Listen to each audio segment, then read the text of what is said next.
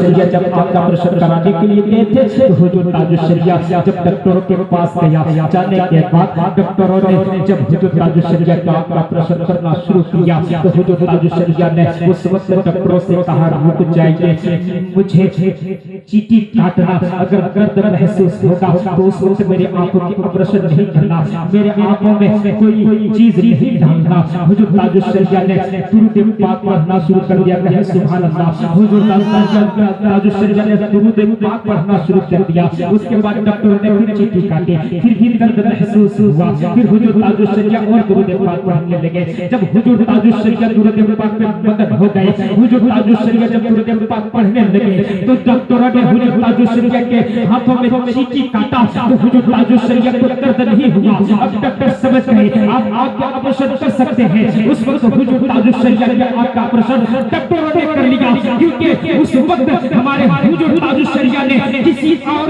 کہنے کا نہیں بلکہ اپنے نبی سرور کائنات مجداد جناب آقا محمد رسول اللہ صلی اللہ علیہ وسلم پر دل سے درود پاک پڑھا، زبان کو پاک کیا اور درود پاک پڑھا، اور حضور تاج الشریعہ کو درد کا احساس نہیں ہوا۔ اسی درود پاک کو میں پڑھنے کے لیے کہہ رہا ہوں۔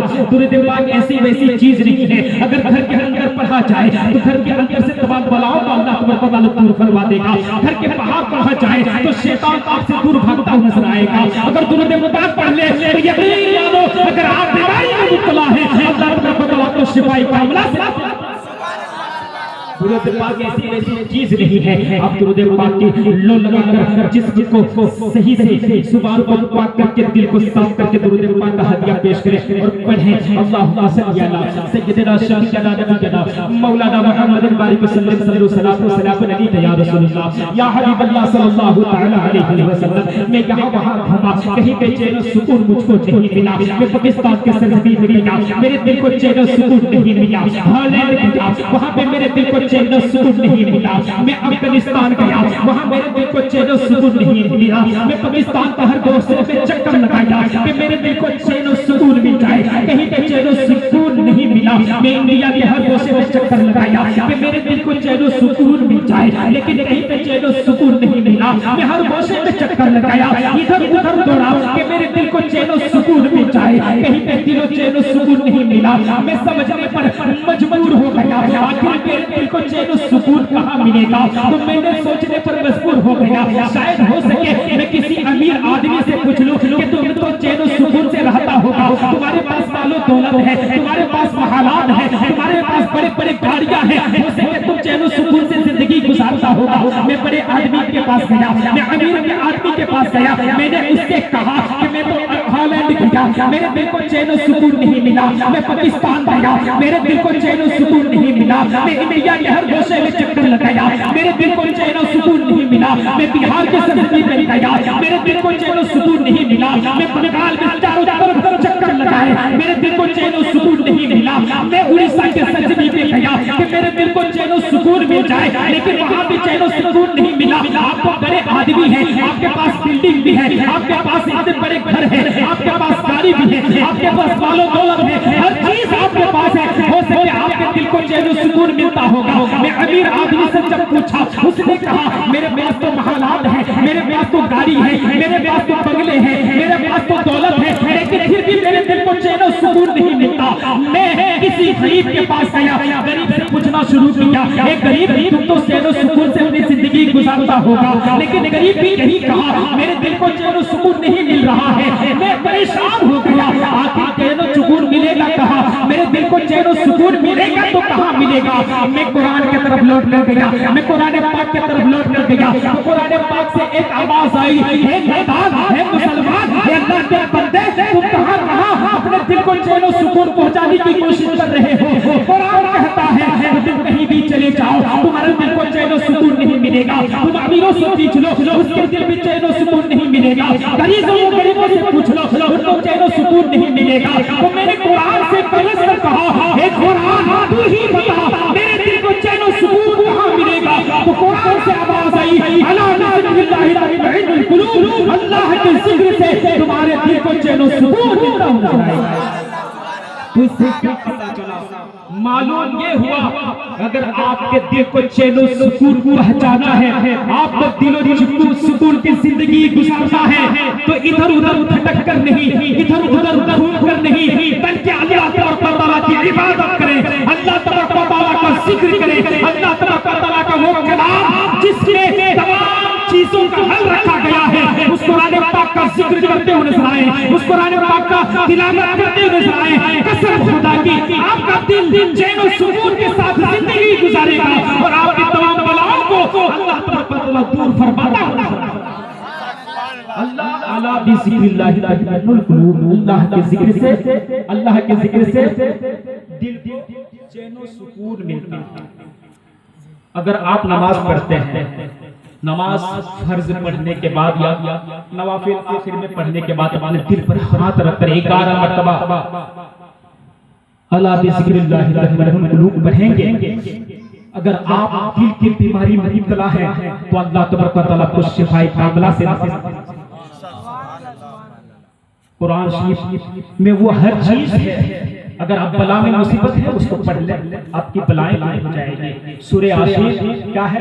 قرآن پاک کا دل ہے، اس کو ہر چیز کے لیے پڑھیں۔ اگر مصیبت میں تو مصیبت دور ہونے کی دعا کر کے پڑھیں، دل میں خواہشات لے کر پڑھیں، اللہ تبارک و تعالیٰ کی تمام بلائیں مصیبتیں دور ہو جائیں گا۔ میں قرآن شریف کون سی آیت کریمہ تلاوت یا ایھا الذین آمنوا اتقوا اللہ وکونوا مع الصادقین۔ اے ایمان والو، غور کریں، اے ایمان والو اللہ سے ڈرو۔ کس سے کہہ رہا ہے اللہ تبارک و تعالیٰ ڈرنے؟ کسی شرابی کو تو نہیں کہا اے شرابی تم ڈرو، کسی جواری والے کو نہیں کہا کہ جواری تم ڈرو، یہاں کیا کرا؟ یا ایھا الذین آمنوا اتقوا اللہ وکونوا مع الصادقین۔ اے ایمان والو اللہ سے ڈرو اور سچوں کے ساتھ ہو جاؤ۔ ایمان والے اور بغیر ایمان والے کا یہاں تذکرہ نہیں کیا، بلکہ ایمان والوں کا تذکرہ کیا۔ کیوں؟ اس لیے کہ ایمان والے ہی اللہ تبارک و تعالیٰ سے ڈرتے ہیں، اسی لیے تو حضور تاج الشریعہ کے نام سے چمکتا ہوا نظر آ رہا ہے۔ اگر اللہ تبارک و تعالیٰ سے ڈرا، حضور سے کتنا غوث پاک ڈرے، اسی وجہ سے وہ غوث پاک بن کر چمکتا ہوا نظر آیا۔ یقین مانو اللہ تبارک و تعالیٰ کے نیک بندے جو اللہ تبارک و تعالیٰ کا ایمان جس کے اندر ہے، یا ایھا الذین آمنوا اتقوا اللہ وکونوا مع الصادقین، اے ایمان والو اللہ سے ڈرو۔ یقین مانو خواجہ غریب نواز ڈر گئے تو یقین مانو وہ خواجہ غریب نواز بن کر چمکتا ہوا نظر آیا۔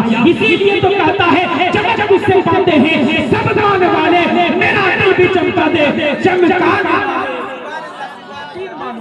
صادقین، سچوں کے ساتھ ہو جاؤ، اللہ سے بھی ڈرو اور سچوں کے ساتھ ہو جاؤ۔ یعنی سچوں کے ساتھ ہونے کا مطلب کیا ہوا؟ صرف کسی چائے والے کی دکان میں بیٹھنے کا نام سچائی نہیں ہے، کسی جواری کے ساتھ بیٹھ کر گھومنا یہ سچائی نہیں ہے، بلکہ امام احمد رضا سے محبت کر لے کیونکہ وہی سچے ہیں۔ اگر اس کے ساتھ ہاتھ ہو لیے قسم خدا کی آپ کی دنیا اب خواجہ غریب نواز سے محبت کر لیے، ان کے ساتھ ہو گئے، تو یقین مانو آپ کی دنیا اور دونوں سبر نظر آئے گی۔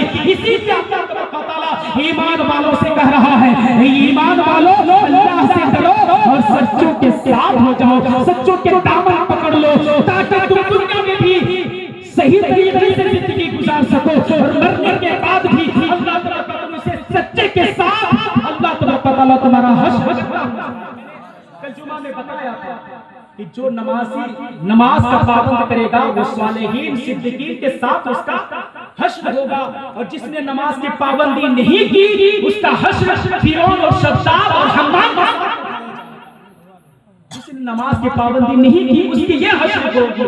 یعنی صالحین اور صدیقین کے ساتھ حشر ہونے سے مطلب یہ نہیں کہ وہ جو نماز پڑھتا ہے وہ صادقین ہو گیا، جس نے نماز پڑھا وہ رسول ہو گئے، معاذ اللہ نہیں، بلکہ اس نے اولیاء کرام کے نقش قدم کو اپنایا ہے، صحابہ کرام کے نقش قدم کو اپنایا ہے، رسول پاک صلی اللہ علیہ وسلم کے نقش قدم کو اپنایا ہے۔